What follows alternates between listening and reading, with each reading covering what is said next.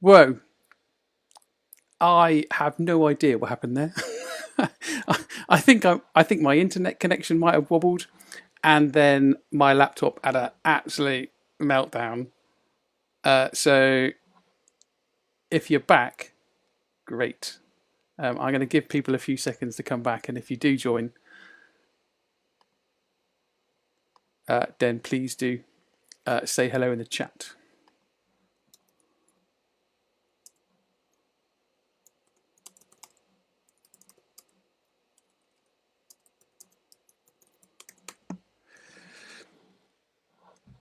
Let's see if anybody turns up. We've got one viewer.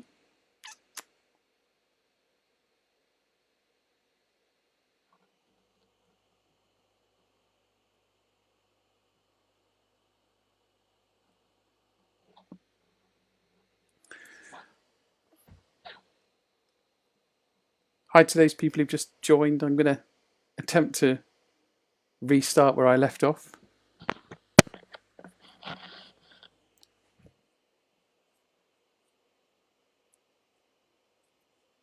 Just give everyone a few moments if they can. That was properly bizarre. Managed to. I think I lost all internet connectivity there for a second, and then my laptop just had a complete wobble. Cool. Can see some more people joining again now. That's good. I will indeed save the other video so that you can watch back later, James. Yes, thanks for joining. Okay, right. So, did you see my question about using a Wolfmix to control a Chauvet Cumulus low-lying fog machine? I didn't spot that. Really sorry, Paul. But the answer is probably yes, you can. The smoke button on the bottom right here, I doubt is going to be enough because I would imagine you need a bit more control over something like a Cumulus than just on or off. So something like a live edit might actually do the trick here, which is what I was about to show before everything went switched off, including my Wolfmix. So, okay, let's get back to where we were. So, I was talking about creating a live edit. So, you hit the live edit button. To create a brand new live edit, you hold down the Shift key and you select an empty pad. You can also edit an existing one if you tap a button, tap a live edit that already exists. But I'm going to create a brand new one. For this, I am going to change just the Ninja Zoom. So you tap the fixture that you want to change. You hit the Edit 1 button, and you then select the specific channel that you want to make an amendment to. So in this particular case, it's channel number 5, and it's zoom. And here you can set the actual DMX value. So I'm as you can see, I'm turning the encoder, and I can set the DMX value just for this one channel in this one fixture. So nothing else will get changed. So I'm not affecting red, green, blue, or white. That would still be controlled by any color effects or anything else. The only thing I want to change is zoom. So I set the value. So let's say I want this to be set to a value of 127. Okay. So I set this to 127. Hit the no, in fact, I don't even need to hit that changes to feature. So I set it to the value I want, and then I hit the back button, and that will save this as a change to that fixture. Most important thing to remember to actually save your live edit is to hold the Shift key and then press the blinking pad that you had chosen, and now I've got this live edit. If you want to change its name, by the way, you can do that. So rather than it being called Edit 5, you hold the Shift, hit the button you want to edit. There's a name at the top that you can select. So if I want to call this, then I'm going to call this Edit, and make sure it's something that you will recognize and remember. So this is Ninja. Oh, my typing today is... I'm trying to stay out of the way of the camera and it's not working. So Ninja, I'm going to call this Zoom,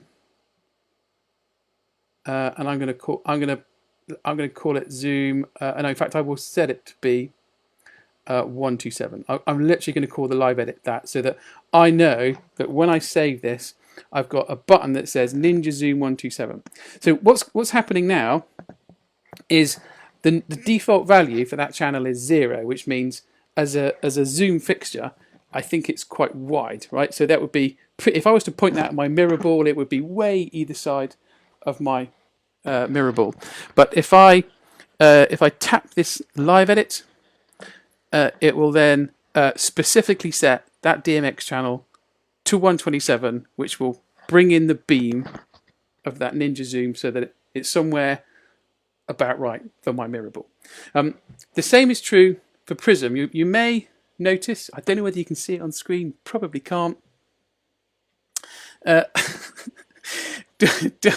I'm just amused that Dawn's here. I didn't even know that she would know that I am live. That's quite funny. Hello, Dawn. I haven't seen you for ages. Yeah, I'm talking about lighting. So if you're wondering what on earth I'm on about, yeah, press the blinking pad. Yeah, the pad that blinks. I'm not saying it's an annoying pad. Back to Prism. So the same thing is true for Prism. If I hold down the Shift key and tap the Prism, you'll be able to go through the pages. You can see, in my case, it'll be the 2 gesture spots. I don't know whether you can see it on the screen. There's a tiny little dot next to the words gesture spot, which kind of shows that those are being affected by this live edit. And if I hit edit 2, you'll be able to see that it is in fact the Prism. Where is it? Prism here. This value here, I'm specifically setting to 128. That's all. So literally, channel 11 on the 2 gesture spot fixtures is being set to 128. So when I switch this live edit on, it will send that specific DMX command to those 2 gesture spots, and it will switch the Prism on. So live edits are designed to override very specific channels on very specific fixtures, and it all comes back down to this kind of layer diagram here that says after everything else has been applied, so all color effects, movement effects, blackout, group flash, blinder, strobe, smoke, you then get to live edit. So right at the kind of almost at the bottom of the stack or the top. I prefer to see this the other way around. I always imagine live edits being at the top, as in that it's layered above everything else. Yeah, so a live edit overrides anything that's been set previously.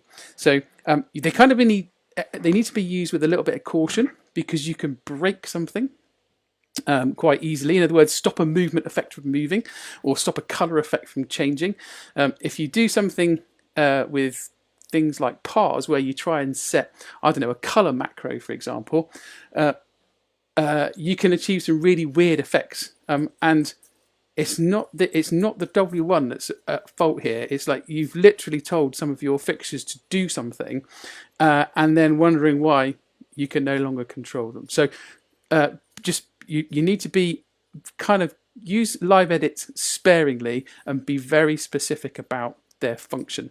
To start with, once you've kind of got your head around how they work, you could probably get a little bit more adventurous with them. But to start with, I'd kind of recommend doing what I've done, which is have live edits for very specific functions. So vortex spin, for example, no prizes for guessing what that does. It takes these little vortex guys here, and it sets the DMX value for the rotation to something that is actually quite comfortable to watch if you're out on a dance floor. So they're not spinning like mad and making people feel sick. So I've got a very specific live edit just to apply the right spin rotation for these guys here, because there's no other way to control the actual rotation in here. You might want to do the same thing for other fixtures as well. So for example, like a starburst, for example. You might want to use a live edit to set a very specific rotation speed for something like a first dance. You might want to set the color to be white and have the rotation to be a very specific rotation, so that during a first dance, you know that you can apply that live edit and it will always set your starbursts to rotate nice and slowly, and not annoy photographers and people like that. So that's what live edits can do. There's loads more that they can be used for, but just take a little bit of care as to how many fixtures and what you use them for, because they will, according to this little diagram, as you can see, they kind of override everything else that's been applied so far. Right. So with live edits, would you save them into a preset? That's up to you, Ian. You can apply a live edit to a preset. They are saved in there. So as I said, a preset is just saving the kind of like the entire state of your stack that you can see on screen. So it's if you have a live edit active, when you save a preset, it will be saved as part of that preset. So you need to make sure that when you come to build a new scene, for example, this is probably a bit of advice I should have mentioned right at the beginning, is if you want to build a brand new scene, first of all, make sure you've not got any live edits selected. Go to the home page, make sure you've not got any color effects selected, or move or beep. So make sure you've got nothing selected, and then set your base color, set your default position, set your gobos, and then and if you like that scene as a scene all on its own, save it as a preset, because that's pretty much what my first dance scene is. It's almost like nothing happening other than just my pars. If I hit first dance, it's literally just my par cans fading between pink and blue. That's the only thing that's happening. Everything else is just the colours are set to a default. So for things like my moving spots and moving wash, they're set to the position that I want them to be at. So they're not moving. They're just my moving spots are pointing at the floor. If I've got moving wash, they're kind of pointing out but not blinding people, and I've got the gobo set. So I'd always advocate making sure that you've got your kind of Wolfmix or WMX1 in a known state. So turn off things like live edits. In this particular example, for my first dance, I do have the prism live edit active, because I want the prism on my moving heads to be on. I don't know what your moving heads are like, but mine are pretty crap without the prism on, so you don't get much floor coverage. But so I've saved my first dance preset to have my live edit prism on and my Warlock slow spin, so that as a first dance I've explicitly set the barrel rotation to be really, really slow, so that I haven't got a lot of movement going on for first dances. And then if you want to create more scenes, you can choose. But it's absolutely key to understand that stack, that the order in which these things are applied. But it's also important to understand how you turn it all off, so you can kind of get back to a known position. Because believe me, you can kind of get lost in here quite easily, and I'm sensing other people have as well, by just not working out why are my moving heads doing this, or why are my par cans doing this? What on earth is going on? And it's because something is telling them to change color. Something is telling them, to move or whatever.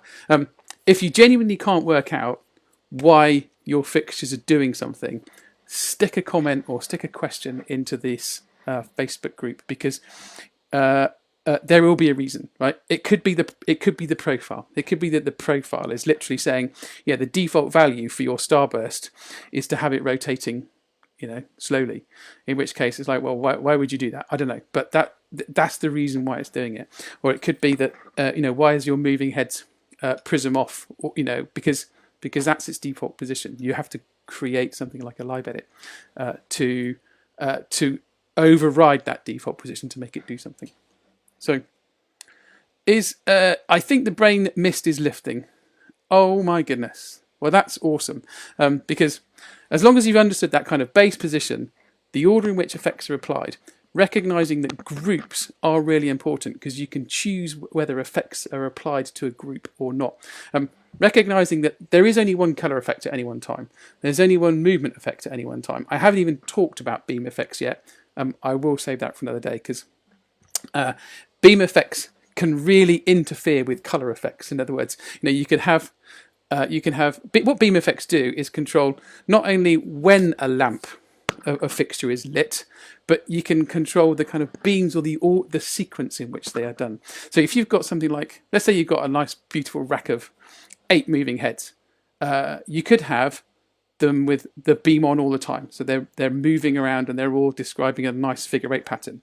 But a beam effect would say, actually, I want the beam to kind of ripple or wave along each one. So rather than having all 8 on, I want 1 and 2, then 2 and 3, then 3 and 4, then 4 and 5, then 5 and 6, then 6, 7, 7, 8, and then I want 8 and 1. So you kind of get this nice, moving effect. Or you could say I just want to have like 4 on one side, then 4 on the other, then 4 on one side and 4 on the other. That's a beam effect. That's determining which fixtures are lit and which are not. But it can interfere with color effects. So you really want to be able to, you need to understand how they work individually. And then if you try and put color effects and beam effects together, you kind of need to work out, if there's a car crash, you'll probably be able to work out why, because you'll realize that you've got color effects trying to change color and then beam effects turning lamps on and off. And it may or may not be a bit of a mystery, but there is always a reason. There's always a reason why this happens. Right. Oh, okay. So glad you made this a lot clearer. Really appreciate it.